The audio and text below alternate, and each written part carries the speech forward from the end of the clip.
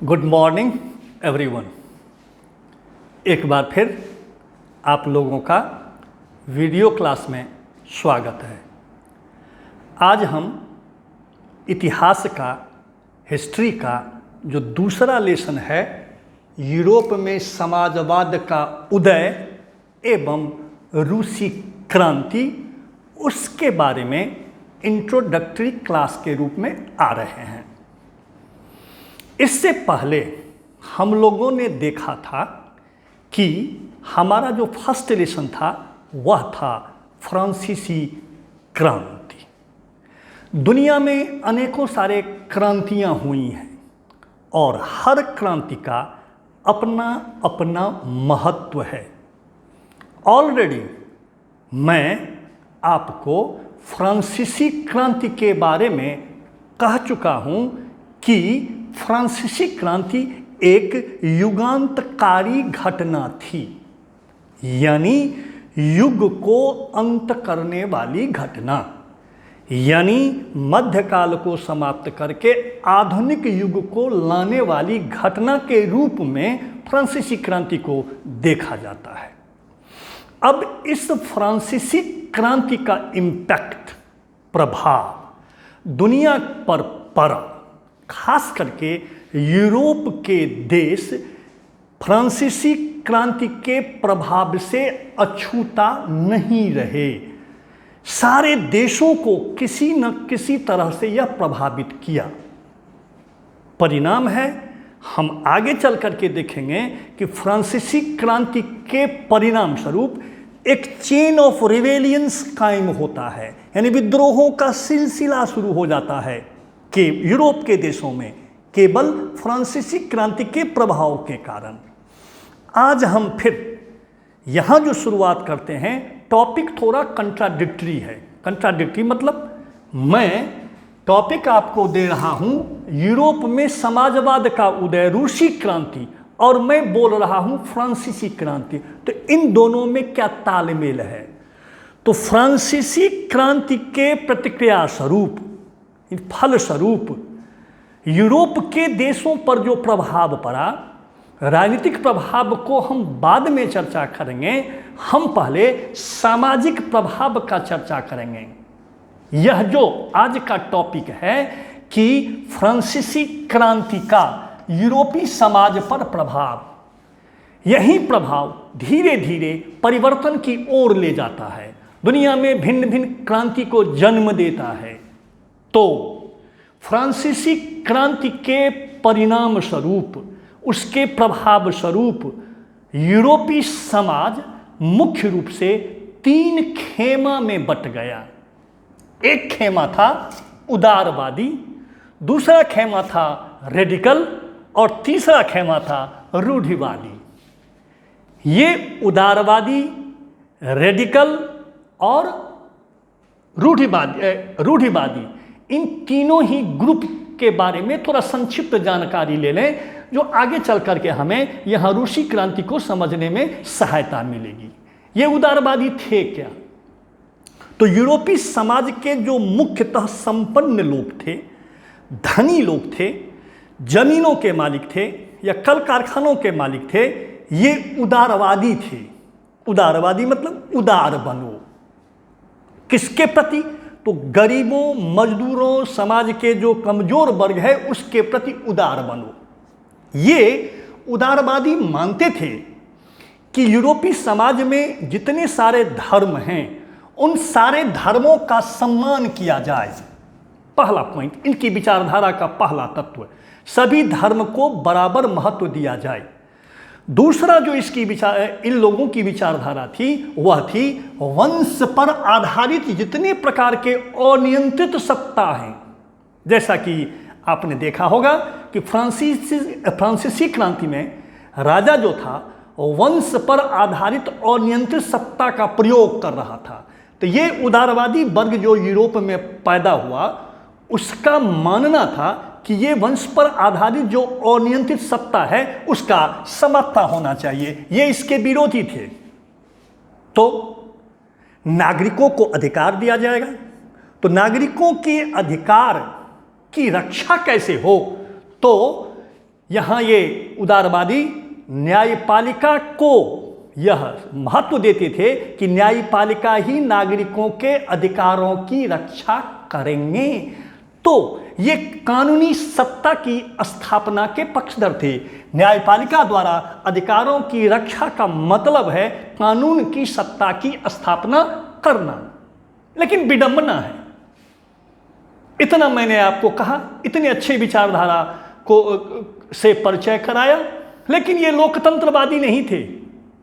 ये विशुद्ध लोकतंत्र या बहुमत की सत्ता की स्थापना के विरोधी थे। इसके प्रमाण में ये स्पष्ट रूप से वयस्क मताधिकार के विरोधी थे। ये सारे लोगों को वोट का अधिकार देना नहीं चाहते थे। अब इसके पीछे क्या राज था? कुछ जैसा कि मैं शुरू में कहा कि ये संपन्न वर्ग के लोग थे। ये अपने खेतों में चाहे उद्योगों में लोगों को सुविधा दे करके, मजदूरों को सुविधा दे करके ये अधिक से अधिक लाभ लेना चाहते थे, लेकिन सत्ता पर नियंत्रण रखना चाहते थे। यदि वयस्क मताधिकार दे दिया जाता तो होता क्या? चूंकि इनकी संख्या कम थी और गरीबों की संख्या अधिक थी, तो वोट के द्वारा इनके जो कार्यक्रम थे, इनका ये गरीब मजदूर जो थे विरोधी बन जाते, इनकी सरकार ही नहीं बनती। इसीलिए ये वयस्क मताधिकार के विरोधी थे। इतने उदार होने के बावजूद भी कंट्राडिक्शन हुआ, विरोधाभास हुआ। यानी ये विशुद्ध रूप से लोकतंत्रवादी नहीं थे, एक खास प्रकार की सत्ता की स्थापना करना चाहते थे जिनमें इनका वर्चस्व कायम रहे। ये हुआ उदारवादी। उदार थे लेकिन पूर्ण उदार नहीं थे। दूसरा है रेडिकल।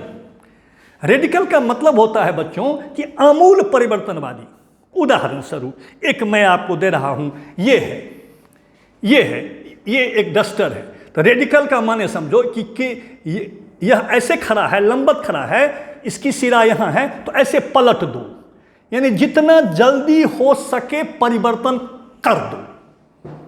समाज में जितने प्रकार की व्यवस्थाएं थीं, जो नागरिकों के अधिकारों के मार्ग में बाधक थे, उन सारी व्यवस्थाओं को पलट दिया जाए और ऐसी व्यवस्था को लाया जाए जिससे गरीबों, मजदूरों, किसानों इत्यादि का महत्व बढ़ जाए। इसीलिए इसे कहा गया है रेडिकल।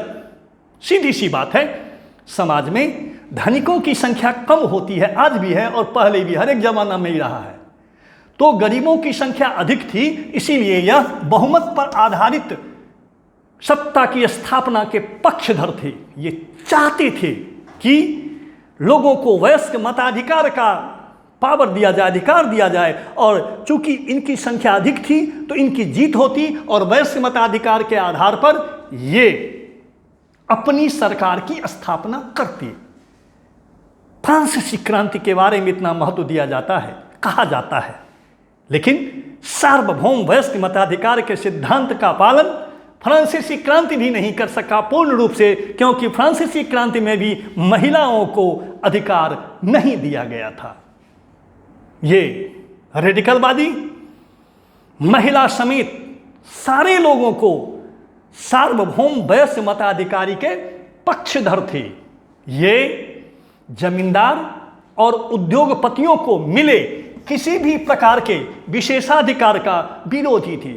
जैसा कि मैं कहा, आमूल परिवर्तनवादी। मैं इस डस्टर का उदाहरण दिया, यदि यह डस्टर इस प्रकार है तो इसे पलट दो। तो ये जो रेडिकलवादी है, यह इसी पलटने के समान था कि समाज में जो भी व्यवस्थाएं हैं उन्हें आमूल चूल परिवर्तित कर दिया जाए। दूसरा वर्ग था, पहला वर्ग उदारवादी, दूसरा वर्ग रेडिकल, तीसरा वर्ग था जो रूढ़िवादी था। यही समस्या का जड़ था, ऑर्थोडॉक्सी। यह किसी भी प्रकार की समस्या, किसी भी प्रकार के परिवर्तन का विरोधी था। बच्चों, यह यथा स्थितिवादी था। जैसा चल रहा है चलने दो, इसमें किसी भी प्रकार का परिवर्तन मत लाओ। यदि परिवर्तन लाओगे तो इनको जो विशेषाधिकार प्राप्त है, इनको जो सुविधा प्राप्त है, वह समाप्त हो जाएगी। इसीलिए यह यथा स्थितिवादी थे। अपने में तर्क देते थे अतीत का सम्मान किया जाए। वाह, अतीत का सम्मान, यदि अतीत का सम्मान करेंगे तो इनका पोजीशन यूं का त्यों ज्यों का त्यों बना हुआ रहेगा। इसीलिए अतीत के सम्मान के ये पक्षधर थे। तो कुल मिलाकर के फ्रांसीसी क्रांति ने 3 प्रकार के समाज को जन्म दिया, माने ये समाज का वर्गीकरण 3 रूप में कर दिया। एक बार आज हम इतना ही, इसी पर वीडियो ख़त्म करेंगे। तो वीडियो ख़त्म करने से पहले एक बार हम 1 मिनट में, कुछ समय में फिर से एक बार समराइज कर लेते हैं कि फ्रांसीसी क्रांति के प्रभाव के फलस्वरूप यूरोपीय समाज 3 भागों में बट गया। पहला था उदारवादी, ये उदार थे, गरीब मजदूरों के हित में बोलने वाले थे, लेकिन विशुद्ध प्रजातंत्रवादी नहीं थे, क्योंकि इन्हें डर था कि यदि सार्वभौम वैश्य मताधिकार दे दिया जाएगा तो इनके जो सिद्धांत हैं उनका पालन नहीं होगा, गरीब मजदूरों का बोलबाला हो जाएगा। दूसरा था रेडिकल, जो आमूल परिवर्तन चाहते थे। और तीसरा था रूढ़वादी, ये परिवर्तन के विरोधी थे। और आगे चल कर के 19वीं सदी में आकर के ये परिवर्तन के पक्षधर भी बने, लेकिन कछुआ चाल से धीरे धीरे परिवर्तन के पक्ष थे। इस प्रकार तीनों ग्रुप के बारे में संक्षिप्त परिचय हम लोगों ने देखा। आज अगले में हम देखेंगे कि अगला जो हमारा वीडियो होगा, यह समाजवाद का उदय कैसे होता है और रूसी क्रांति कैसे होती है। बड़ी मज़ेदार टॉपिक है, मज़ेदार बात है। और उसमें आएगा औद्योगिक समाज की स्थापना और उससे उत्पन्न होने वाली समस्याएं। तो आज इतना ही, धन्यवाद।